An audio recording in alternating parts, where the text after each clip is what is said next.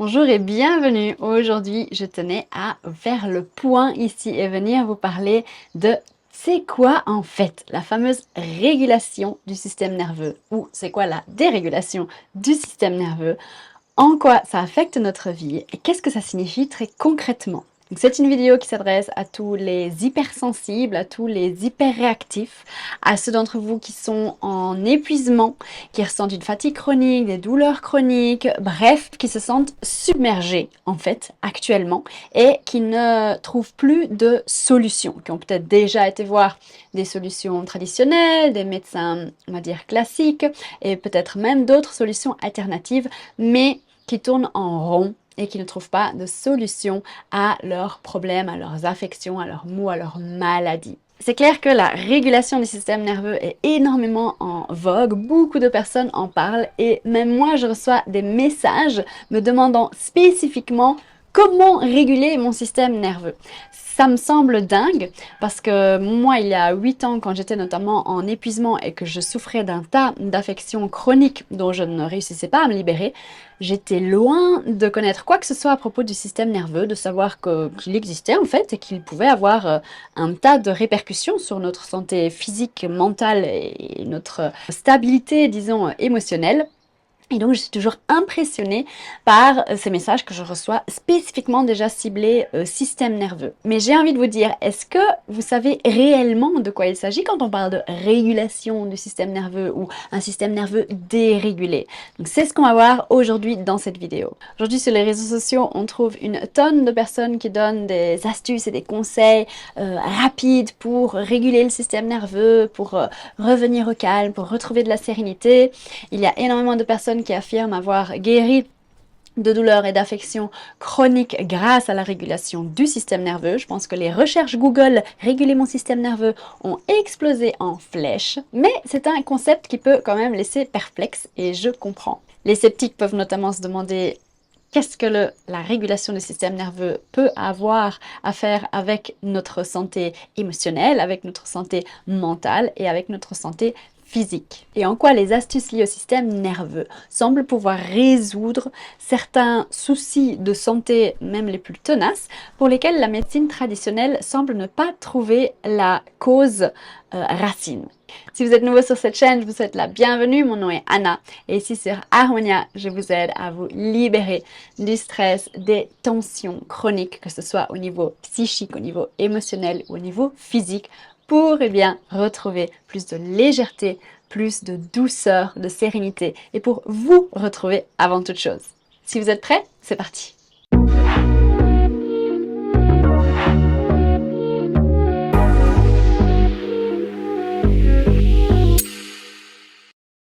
Pour commencer, le système nerveux, c'est quoi? Revenons aux bases. Le système nerveux est généralement décrit comme le centre de contrôle du corps. C'est un réseau de nerfs influençant énormément de mécanismes physiologiques non conscients, comme par exemple la parole, la respiration, la mobilité, certaines fonctions organiques effectivement, et même les émotions.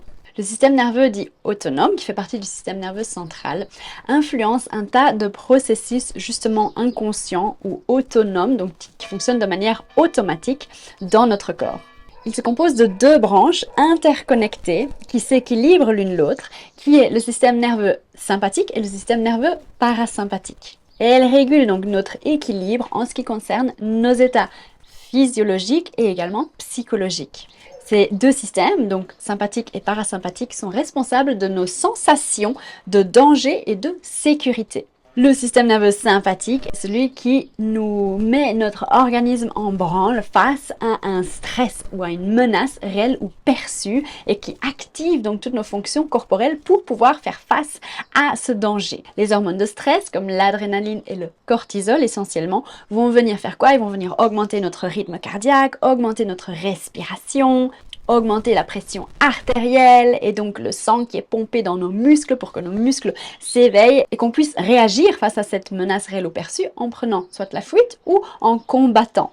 Et de l'autre côté, donc on revient à cet équilibre, le système nerveux parasympathique, lui, est responsable, on va dire, du contraire, c'est-à-dire de ramener notre corps dans un état de repos et de relaxation une fois que le danger est passé, pour que le corps puisse se calmer quelque part, pour qu'on puisse récupérer, pour que notre système immunitaire se remette en marche, pour que notre digestion se remette en marche et pour que la régénération de nos tissus également ait lieu. Mais donc, qu'est-ce qu'est la dérégulation du système nerveux et comment est-ce qu'elle se manifeste?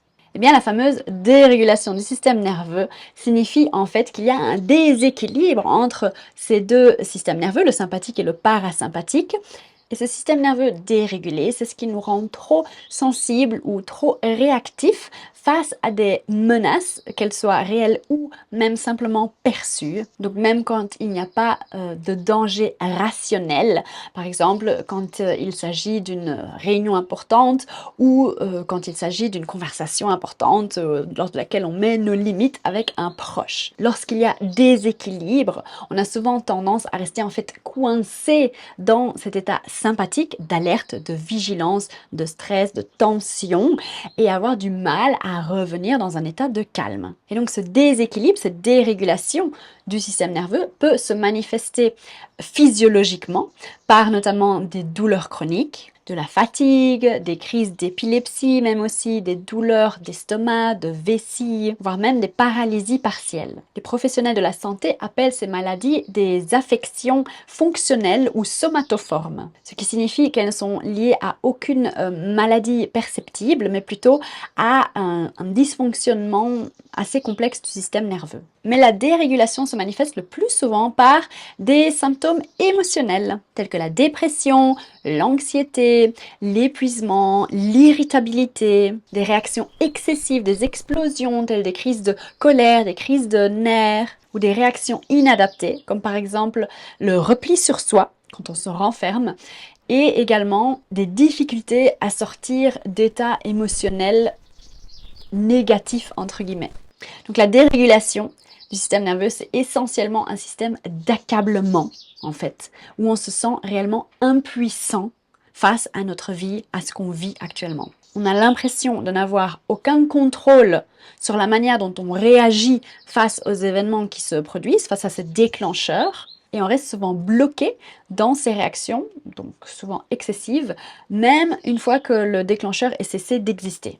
Donc, quelles sont les causes concrètes de cette dérégulation du système nerveux? Depuis des décennies, des neuroscientifiques, des médecins, des psychologues, des traumatologues, dont Bessel van der Kolk, Stephen Porges et Gabor Maté notamment, ce sont des noms que vous trouverez un peu partout, ont théorisé sur le lien entre le corps et l'esprit et la façon dont les traumatismes et les expériences sociales peuvent affecter la régulation du système nerveux et par conséquent notre santé mentale et physique. Il faut savoir que la dérégulation du système nerveux peut survenir suite à un conflit immédiat, comme une dispute avec notre partenaire, ou un traumatisme, comme un abus, mais elle peut également résulter d'un stress prolongé, d'un stress chronique, comme une pandémie ou un environnement de travail toxique. Gabor Maté a établi un lien direct avec l'enfance. Cette période lors de laquelle on développe en fait nos styles d'attachement et nos styles de personnalité en réponse à des circonstances émotionnelles et relationnelles qui sont difficiles. Par exemple, quand en tant qu'enfant, on apprend à assumer les problèmes des autres, à porter une charge quelque part qui n'est pas la nôtre, mais quand les parents ont de la difficulté à assumer certaines responsabilités au sein de la famille, ou quand en tant qu'enfant, on a tendance à réprimer nos émotions et à se mettre de côté pour garder la paix et le calme dans des situations familiales où certaines personnes ont des personnalités plutôt explosives. On peut parler de grands et de petits traumatismes, donc traumatisme avec un grand T ou traumatisme avec un petit t, et on en a tous vécu. Les petits traumatismes sont des expériences stressantes, mais où il n'y a pas de cataclysme, mais qui nous poussent quand même à recourir à des mécanismes dits d'adaptation, tels que la réclusion ou la recherche désespérée d'approbation, qui sont en fait enracinés dans des vieilles peurs d'être blessés, que ce soit émotionnellement ou voire même physiquement. Et notamment dans son livre When the Body Says No, quand le corps corps dit non. Maté explique que ces difficultés peuvent entraîner en fait un déséquilibre qui se manifeste souvent par des problèmes physiques ou psychologiques qui sont bien supérieurs, bien plus grands que ce à quoi on pourrait s'attendre. Donc retenez que c'est souvent l'identification d'un stress non résolu qui est la clé d'un système nerveux dérégulé. Cette source peut nous sembler évidente ou, comme le dit donc Gabor Maté, ça peut être un traumatisme avec un petit t qui est souvent plus inconscient. Quelque chose qu'on a souvent rejeté comme étant insignifiant ou qu'on minimise. Le souci, c'est que lorsque notre système nerveux est chroniquement dérégulé, notre corps développe alors divers symptômes et troubles souvent chroniques. Et c'est alors que être dans notre corps, vivre dans notre corps peut souvent être douloureux, voire même terrifiant. Et donc les traumatismes, les épuisements professionnels, les maladies et les douleurs chroniques découlent tous d'un système nerveux dérégulé. C'est quoi alors la régulation du système nerveux? Je vous le dis tout de suite, non, ce n'est pas devenir un maître zen et vivre dans le calme et la sérénité pour le restant de vos jours H24.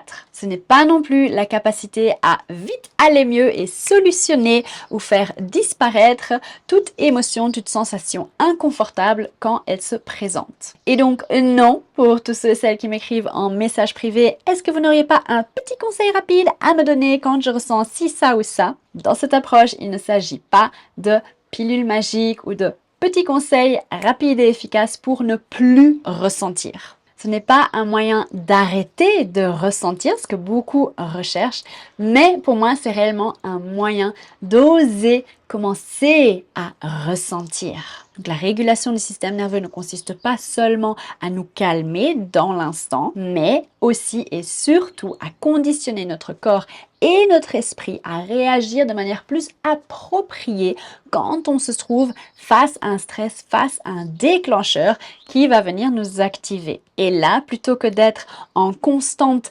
réaction face à un déclencheur, réaction qu'on ne contrôle pas, qu'on ne maîtrise pas, on va plutôt entraîner notre corps et notre esprit à répondre et non pas réagir. Concrètement, ça signifie que quand on se trouve face à un changement dans notre environnement qui nous stresse, qui nous perturbe, que ce soit au niveau physique ou psychologique, on va pouvoir s'adapter. D'autres portes, d'autres possibilités de réponses vont s'ouvrir à nous là où avant on se sentait complètement submergé. Et la régulation du système nerveux va également nous permettre de nous rétablir, de nous remettre de ces situations stressantes, de ces déclencheurs une fois qu'ils sont passés. Donc la régulation, essentiellement, retenez, c'est notre capacité à nous adapter et à être flexible face aux circonstances externes. Et cette capacité d'adaptation nous donne un sentiment d'autonomie, nous donne un sentiment de courage et on se sent plus confiant et plus en sécurité aussi dans notre corps et dans notre vie en général, plus maître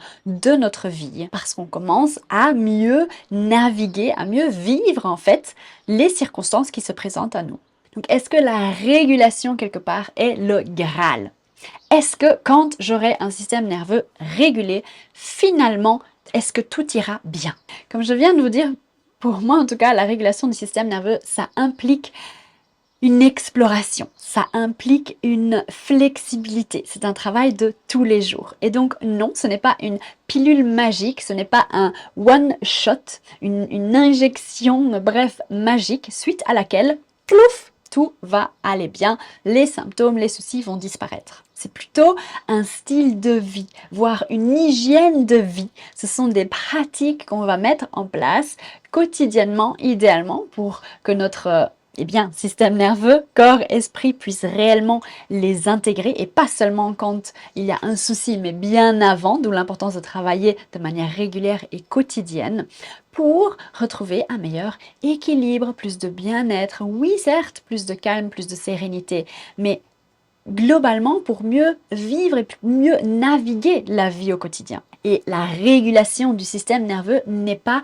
une finalité en soi, n'est pas l'objectif en soi, n'est pas le Graal qu'il faut atteindre à tout prix. Parce que souvenez-vous, c'est quoi un système nerveux régulé? C'est la capacité de naviguer, de venir et aller entre les deux états sympathiques et parasympathiques.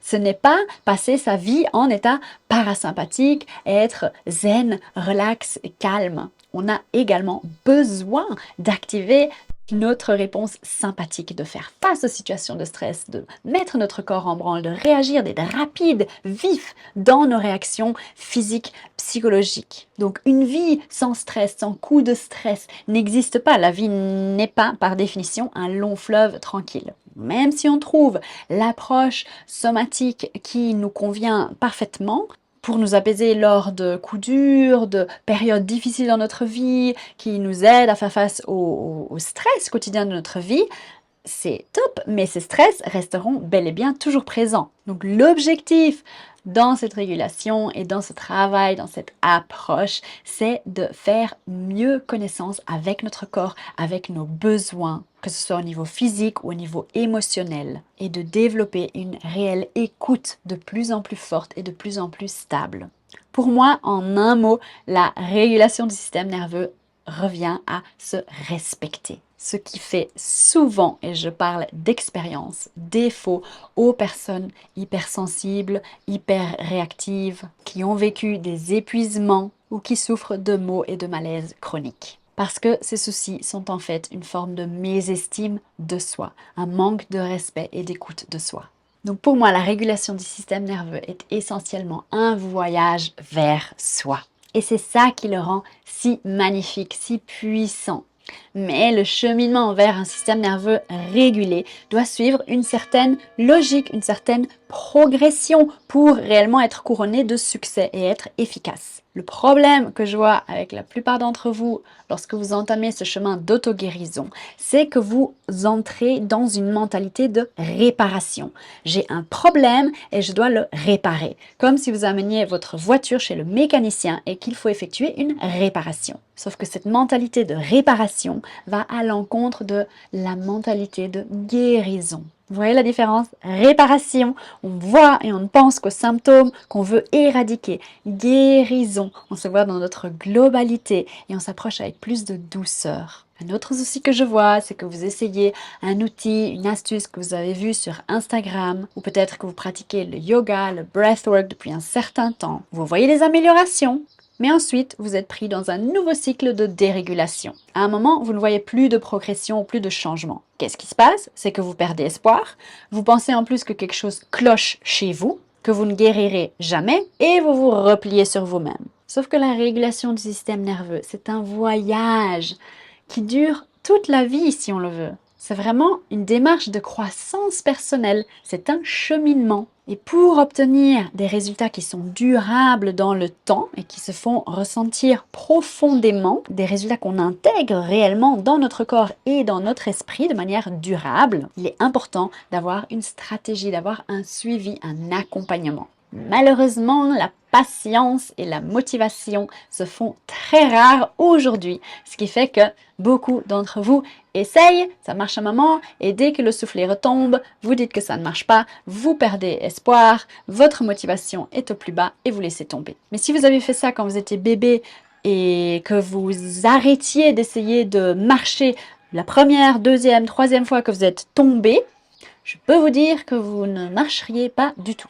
J'espère que cet épisode vous a éclairé, que vous avez mieux compris ce qu'est le système nerveux, ce qu'est la régulation du système nerveux, en quoi se manifeste une dérégulation du système nerveux, que j'ai un petit peu contribué à remettre en place certaines attentes souvent démesurées. Mais pour ceux d'entre vous qui ont cette patience et cette motivation qui fait souvent défaut, qui sont réellement prêts à s'accorder du temps et du coup de la valeur pour avancer sur ce chemin, qui sont prêts à se débarrasser de ces habitudes en fait de tension qui se sont engrammées, que ce soit au niveau physique ou au niveau mental, et qui ressentent le besoin de décharger leur corps et leur esprit de cette énergie de survie qui nous empêche en fait d'avancer.